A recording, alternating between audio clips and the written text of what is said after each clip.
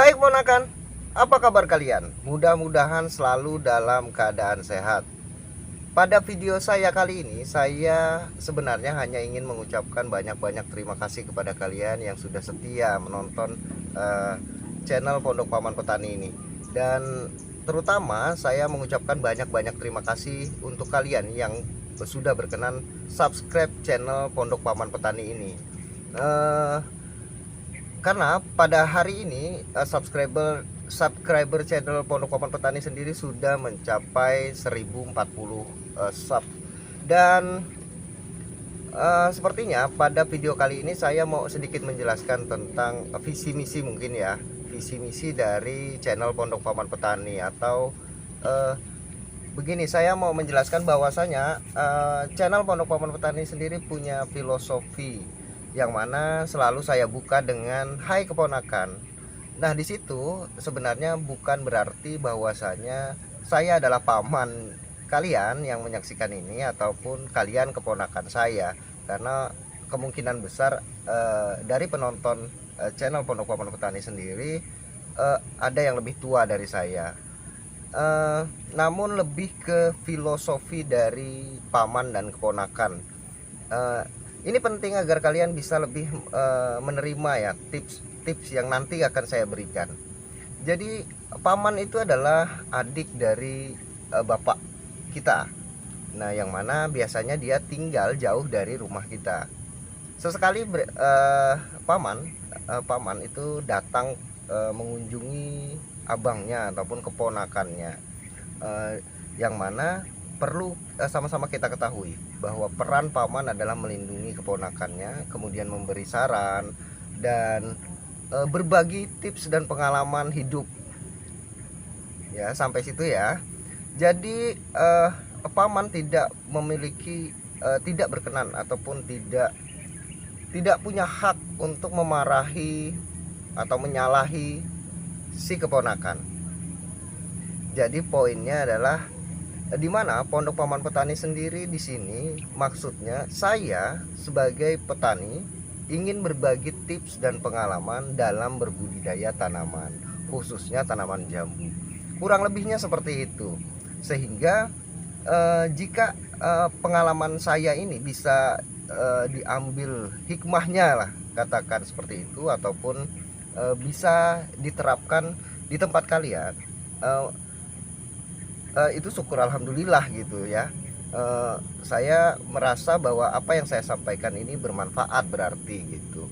Tapi poinnya adalah bahwasanya saya di sini berperan untuk berbagi tips dan pengalaman saya dalam berbudidaya tanaman, dan di sini khususnya adalah tanaman jenis jambu-jambuan.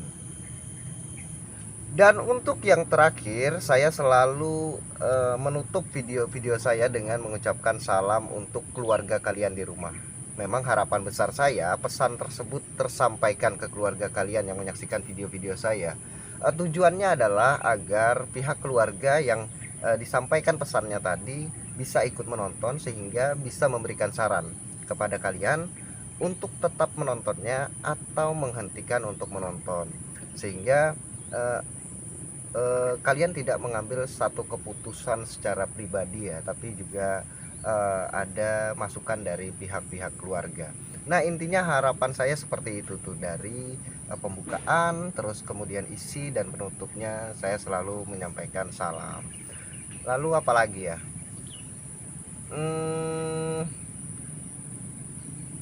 sini aja cok. Oke, ini aja. Dan di sini saya mau memperkenalkan kepada kalian, ini adalah abang saya, adik saya, yang juga sering memegang kamera atau HP ya untuk merekam setiap kegiatan saya dalam membuat video. Dan sebenarnya saya hanya bisa bacot, dan adik saya ini adalah pelaksana di lapangannya. Nah, saya punya gagasan tentang pemupukan, maka adik saya yang melaksanakannya. Tentang penyemprotan, adik saya yang melaksanakannya. Nah, sebenarnya saya ini hanya memiliki gagasan lah. Kalau dibilang idealisme, mungkin saya hanya memiliki ide-ide, namun dalam pelaksanaannya adik saya ini. Dan bagaimana Kicok? ini kan udah 1000 sub nih. Yes.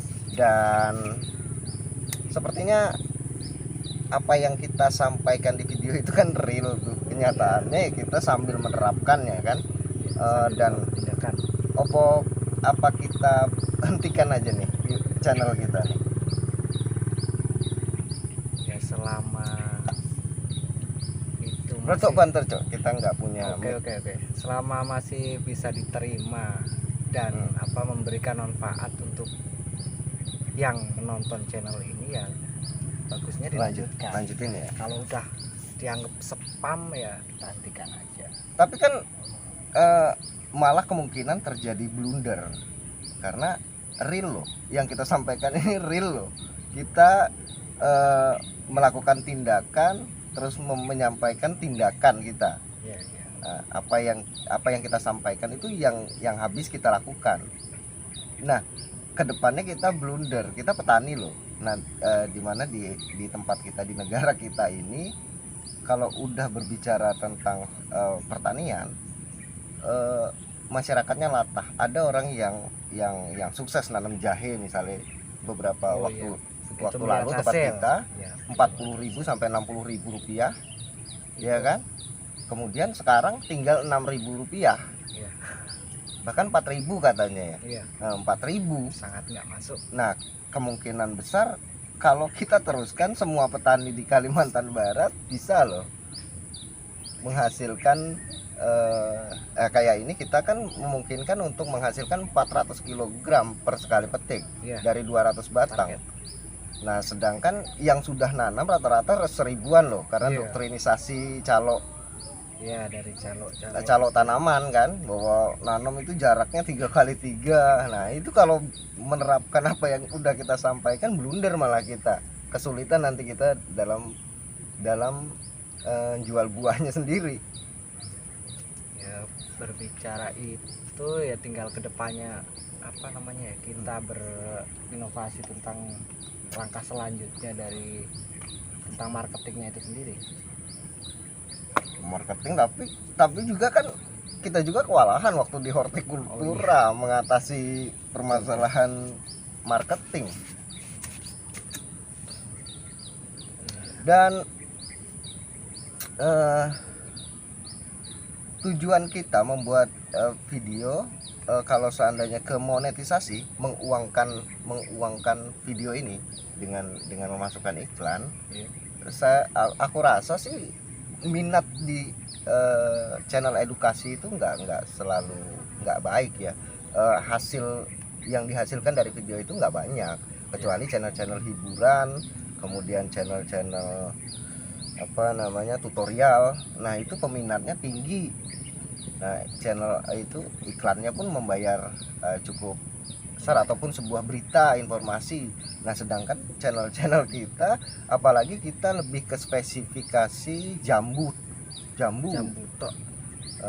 Walaupun ya kedepannya memang kita mau nanam anggur apa segala macam kan, cuman tetap aja kayaknya pesimis sih untuk hasil dari itu. Dan kalau ini misalkan nih kayak ini saja, kita sebenarnya tujuannya keuntungan ya dari membuat video ini, yang awalnya kita panen hanya 50 kg per minggu, mungkin minggu, bahkan kadang 2 minggu sekali ya, 10 hari sekali, dan sampai sekarang kita udah bisa 150-an per 4 hari sekali. Nah, itu udah lebih dari untung kan, apalagi ini dari 200 kemungkinan per sekali panen bisa 400 loh. Karena kita aja di luar dugaan buahnya terus muncul kan, nggak putus ini. Karena udah dari hasil agak besar sedikit cok dari hasil perubahan tanaman itu udah menampakkan hasil ya, kecuali yang depan yang baru sekitar 3 mingguan lah.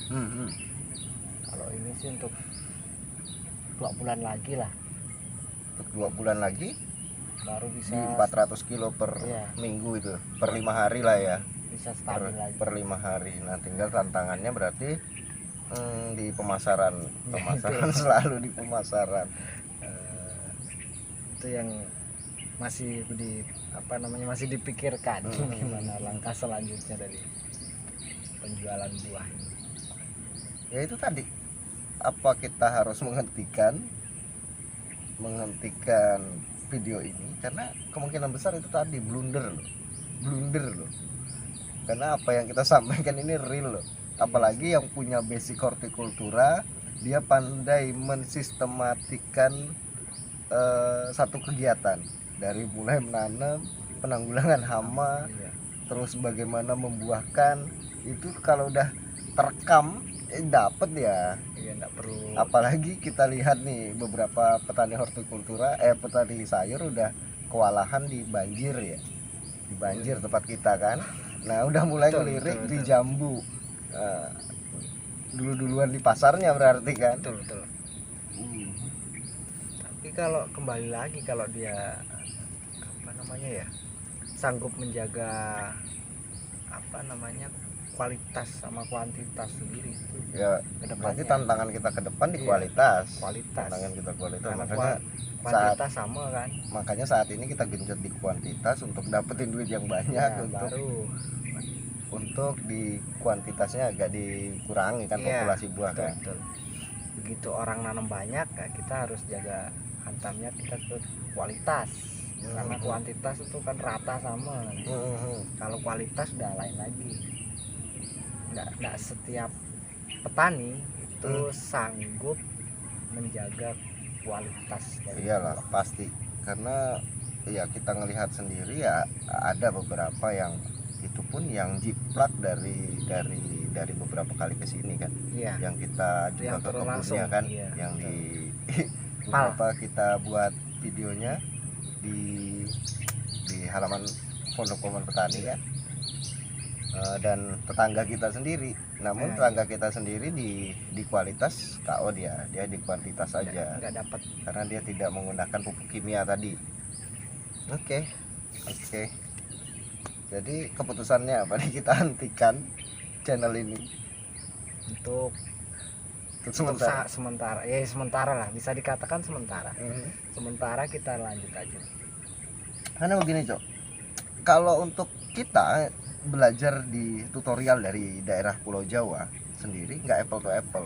Iya. Karena daerah Jawa itu daerah yang subur, hanya perlu pemberian air dan sedikit pupuk itu sudah bisa membuat buah itu maksimal hasilnya. Nah hanya saja permasalahannya di sana yang memiliki tanah jarang. Iya. Dan kalaupun sewa mahal, ya kan, makanya dia ngejarnya kuantitas. Makanya buahnya kecil-kecil. Nah kalau di sini kita katakan minjam tanah pun dapat kan, nggak harus sewa. Yang penting mau buka aja ya, dan siap-siap untuk diusir sama yang punya yang pasti kan. Itu pasti. Nah kalau di sini kan permasalahannya belum menanggulangi keasaman, terus pasang surutnya, kemudian drainasenya, pupuk otomatis 2-3 kali lipat lebih banyak dari di Pulau Jawa sana. Iya pasti. Dengan harga yang itu hanya bisa diterapkan oleh kaum feodalis yang ada di Kalimantan Barat, yang punya tanah, yang punya modal. Iya. Nah kita ini merintis dari nggak punya modal.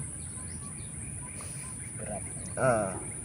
Dari nggak punya modal, makanya kalau kita terusin kemungkinan besar terjadinya blunder. Iya, nggak menutup kemungkinan itu pasti. Iya kan?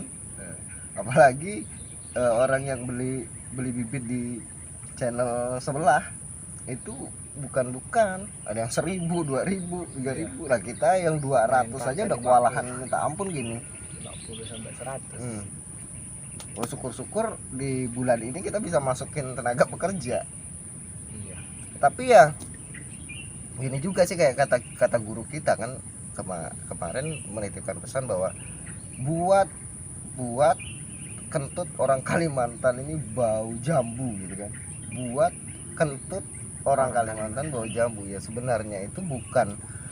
Kemarin kita kan nangkepnya gini, bahwa dengan menjual bibit orang itu pada nanam jambu, kemudian jambu itu membludak di Kalimantan gitu kan. Jadi orang-orang pada jambu, tapi kita nggak dapat apa-apa di situ. Saya nggak dapat, karena apa namanya, sebenarnya ini aku baru ketemu jawabannya. Sebenarnya kita yang produksi sebanyak-banyaknya buat supply di Kalimantan sendiri gitu. bukan Orang yang suruh nanam. Karena kalau orang yang suruh nanam tanpa ada edukasi yang sistematis juga nggak jalan dengan baik. Apalagi udah diiming-imingi di awal nanam sekian banyak, begitu di pertengah jalan harus menggunakan pupuk yang banyak banget, jor-joran. Tapi memang perlu dipertimbangkan lagi juga sih untuk lanjut atau tidaknya. Karena real perlu lah. Iya. Karena betul. kita harus menghitung pendapatan dari YouTube berapa. Iya. Nah, efek dominonya ataupun blundernya seperti apa, ini harus dipikirin loh.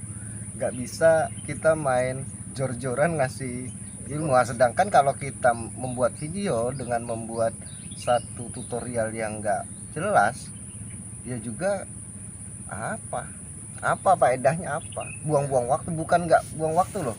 Iya. Sampai hari ini aja memori yang sudah kita beli 250 kali 4 udah 1 juta, belum waktu yang tersita untuk pembuatan video. Harusnya untuk produktif. Harusnya untuk pembungkusan seperti ini kan harusnya udah dapat 100 sampai 200 bungkus nih anak. Kita dari tadi ngotak-atik, ngoceh. Iya kan? Iya. Nah, sepadan nggak nih yang diberikan YouTube sendiri sama kita untuk menutupi tadi kegiatan kita yang terbuang? Ya. Kan? Lebih ke situ. Kedepannya ya misalkan udah nggak balance lagi, ya udah kita stop aja. Karena mengganggu sekali dengan kegiatan tentang merawat jambu ini ya. Karena ini kan benar-benar harus full di kebun. Dan yang kedua itu nggak bisa ditinggal sebenarnya. Kalau ditinggal itu ya nggak panen kita. Walaupun setiap aku nyampaikan sesuatu ada poin-poin yang aku sembunyikan. Namun itu tadi, kalau itu ditangkap oleh orang yang memiliki basic hortikultura ataupun punya basic di dunia pertanian, itu ketangkap gitu. Tahu ada yang disembunyikan, bahwa poinnya di mana tuh yang disembunyikan. Sudah pasti ketahuan. Dan kita memberikannya memang real. Ya itu tadi, hanya misalkan item pupuk ada beberapa yang kita sembunyikan kan. Nah itu ya memang danger aja perasaan. Itu juga sih. Tapi kembali lagi ya, tinggal kita lihat berapa bulan lah, jangan bilang minggu ya, berapa bulan ke depan. Misalkan udah agak keras sedikit, Cok. Enggak kira-kira nggak masuk hitungan, udah stop, nggak usah dilanjutin lagi. Iya, karena kedepannya blunder kita memang. Karena ya nggak sesuai. Dari membuat video sih sebenarnya ada manfaatnya ya, karena dari kita mendapatkan 50 kilo sampai kemungkinan besar di akhir tahun atau di awal tahun kita bisa dapat 400 kilo dari 200 batang ya, 200 batang. Faedah banget sih, berfaedah banget. Tapi kalau dari segi waktu yang terbuang, harusnya bisa lebih ya kita dapatnya. Harusnya bisa lebih. Karena ini durasi waktu untuk membuat satu konten itu nggak cukup 1-2 jam. Kadang itu bisa sehari. Itu kita nggak ngapa-ngapain, hanya cuma ngapruk di setel HP aja. Ya kalau kayak kemarin apalagi kita kewalahannya karena nggak ada tenaga pekerja. Tapi ada alasannya ngapa nggak masukin tenaga pekerja walaupun kita sudah memiliki pendanaan untuk itu kan. Karena memang pesan dari guru kita untuk lu jangan ngomong pertanian deh sebelum kulit lu coklat atau hitam kayak kebo. Gitu kan. Kan maksudnya kan bukan harus kulit kita hitam kan. Kita kebo maksudnya ya udah bener-bener menyatu belum dengan tanaman, udah bau tanah belum nih, tangan kita bau jambu belum, kecium belum nih jambu itu saat lewat, oh ini jambu kristal lah. Kalau udah sampai kecium, tahap oh itu. ini jambu kristal, oh ini jambu siumi pala, baru ngomong pertanian gitu kan. Makanya kemarin-kemarin juga belum bisa atau belum berani untuk menyampaikan tentang tahapan-tahapan memperlakukan tanaman jambu ini kan gitu. Nah setelah kita merasa bahwa mencium daun jambu itu udah tahu, oh ini jambu citra, ini jambu siumi pala, itu baru kita berani buat video kan. Iya. Ya Sebelumnya juga belum berani. ya paling kita hanya buat video sinar, kegiatan sinar kan gitu. Iya, itu hanya lebih ke konten hiburan sih, bukan Juga bukan hiburan untuk memancing pembeli bibit. Iya. Ya, cara lain untuk Alternatif. memancing membeli bibit.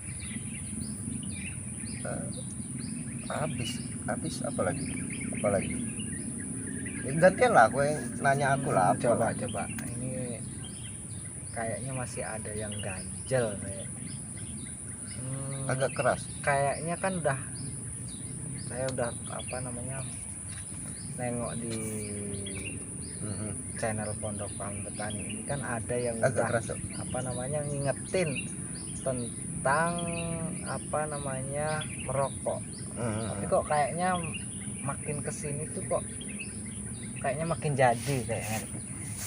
Jadi gini kan, udah aku malam kan aku buat oh ini besok mau buat video ini gitu kan udah tuh aku buat di season tentang perumpamaan film Naruto yang Genjutsu itu, bahwasanya manusia itu materialisme. Nah selama ini orang itu mau diajar, mau mendengarkan orang yang berpakaian rapi, terus bertutur kata empuk, kalau perlu bajunya itu wangi apa gitu, wangi surga gitu kan. Nah namun juga nggak mempedulikan tentang apakah si orang tersebut bisa mengaplikasikan apa yang disampaikan. Nah maksud aku membuat video kayak gini, urakan rambutnya kayak gini kayak gini, maksudnya memang menyeleksi penonton. Tujuannya lebih menyeleksi penonton, bahwa penonton aku itu bukan orang yang materialisme, bukan yang berdasarkan dia akan mendengarkan dulu apa yang aku sampaikan nih, baru memberikan penilaian. Jangan menilai dulu baru menonton gitu. Nah celakanya kan biasanya kita terjebak pada putihnya kulit orang yang menyampaikan, terus rapinya orang yang menyampaikan, kemudian cabul. Nah tuh kemudian apa gitu kan, ya ujung-ujungnya tuh beli bibit gua banyak tuh ya kan. Ujung-ujungnya kan kita kena cekek gitu kan. Nah maksud aku sih tujuannya walaupun subscribernya sedikit, tapi memang penontonku adalah orang-orang yang mau mendengarkan dulu baru menilai. Yang aku sampaikannya objektif enggak ya, walaupun tetap dalam sebuah penyampaian ada sih tendensi subjektif, itu tetap ada ya gitu kan, murni. Nah itu makanya makin jadi aja ngerokok. Oke.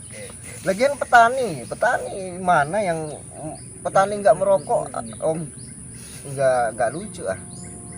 Oke, kayaknya minum dulu. Nggak lucu petani nggak ngerokok itu, kayaknya kurang feel-nya kurang, nggak greget.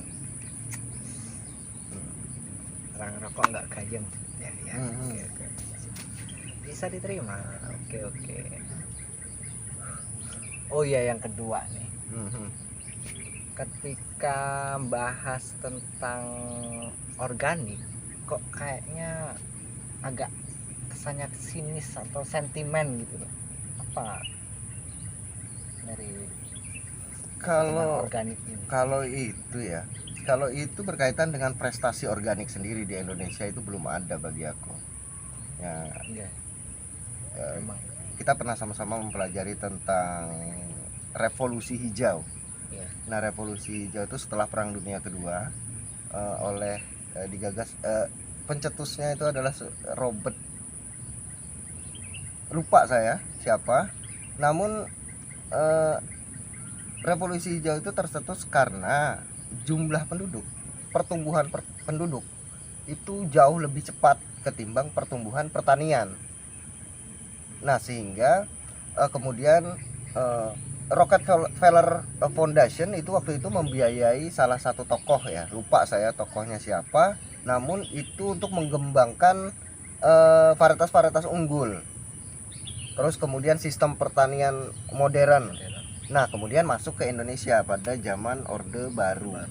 Nah, Orde Baru di situ eh, tentang irigasi, kemudian bibit unggul, pemupukan kimia dan segala macamnya diterapkan di Indonesia.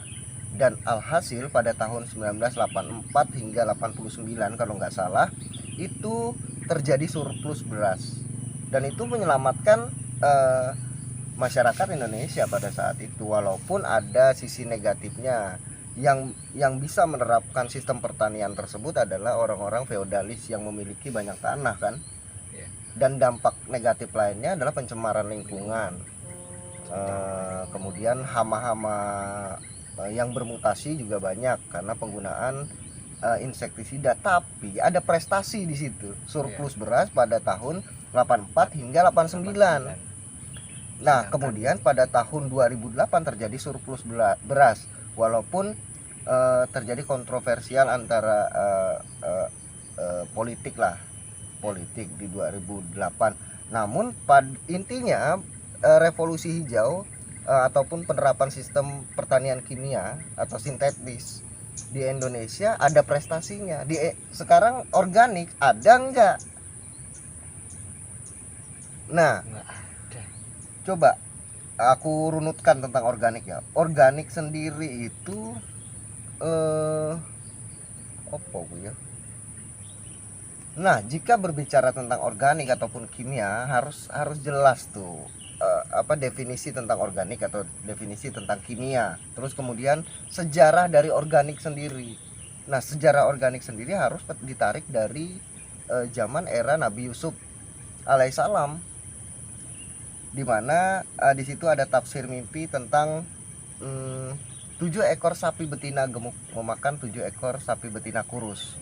Kemudian 7 ikat gandum gemuk memakan 7 ikat gandum kurus. Kemudian siapa yang bisa menjawab adalah Nabi Yusuf alaihissalam. Dan kemudian Yusuf menjawab bahwasanya tanamlah 7 tahun berturut-turut, simpan sebagian, makan sebagian, yang mana itu adalah menjadi cikal bakal rumusan ekonomi kan. Apa itu income? Nah, income adalah cost plus saving. Nah, kemudian dikembangkan oleh pakar-pakar ekonomi menjadi rumusan-rumusan lain kan. Nah, namun intinya adalah bahwa saat itu rakyat Mesir pada saat itu masalah paceklik tertangani. Lah, kalau itu hanya sekedar mimpi, lalu mengapa dalam kenyataannya diterapkan dan berhasil menyelamatkan Mesir dari paceklik? Nah, di mana para pemikir menyatakan ataupun berargumen bahwasanya sapi betina itu adalah lambang kapitalis. Nah, seperti itu. Dan kemudian aku tarik ke abad ke-6 pertengahan. Nah, abad pertengahan itu ada seorang pemimpin yang memiliki anak. Nah, si anak ini menggembalakan ternak, di mana pada saat itu para peternak itu menggembalakannya di satu padang rumput yang sama. Nah, di padang rumput yang sama itu ada oase atau seperti halnya danau. Di tepi-tepian danau itu rumputnya lebih subur dari di tempat lain. Nah, kemudian karena peternak-peternak lain menganggap bahwa itu adalah anak pemimpin pada saat itu, maka yang lain tidak berani mengembalakan di daerah-daerah dekat danau. Maka mempersilahkan anak si pemimpin tersebut untuk menggembalakannya di daerah danau. Alhasil hewan ternak milik si pemimpin pada abad 6 pertengahan itu lebih gemuk dari peternak-peternak lain. Kemudian dijuallah ke pasar, sehingga ada yang menawar dengan harga tinggi. dan diketahui oleh ayahnya si peternak tadi dan pemimpin pada saat itu. Nah kemudian si orang tua itu menyuruh mengembalikan uangnya dan membayar sama halnya dengan peternak-peternak lain, bahwa tindakan yang organik di lapangan jika di pasarnya itu terjadi bermasalah, nah itu juga berarti bukan satu kaitan organik. Nah kemudian di abad ke-11, 12. Nah di abad ke-11 dan 12 itu terjadinya perang salib, di mana perang tersebut terjadi dari abad ke-10 per 10 hampir ke-11, kemudian sampai ke-12 pertengahan. Walaupun ada yang bilang sampai abad ke-15. Nah, selama peperangan itu terjadi, tapi nggak ada yang mengangkat tentang pertaniannya. Iya. Pasti pertaniannya itu adalah sistem pertanian yang baik, yang organik. Nah, kemudian ada tuh tertinggal di kitab Al-Filaha Ibnu Al-Awam. Nah, di situ membahas tentang bagaimana cara mengolah tanah ataupun pertanian dan peternakan. Nah, kemudian itu di tempat kita, di negara kita, hanya sebagai omongan dari kampus ke kampus, pulang bawa amplop. Ataupun itu organik itu, ilmu organik itu yang diklaim sama A, diklaim sama B, itu disampaikan di satu forum, di hotel-hotel, di pertemuan A, di pertemuan B tentang organik, ujung-ujungnya hanya jual mikroorganisme. Kan kurang lebihnya seperti itu. Nah sekarang kowe bisa nggak menyampaikan ke aku apa prestasi organik di Indonesia? Di dunia sendiri, organik setelah abad ke-18 itu terus berkembang karena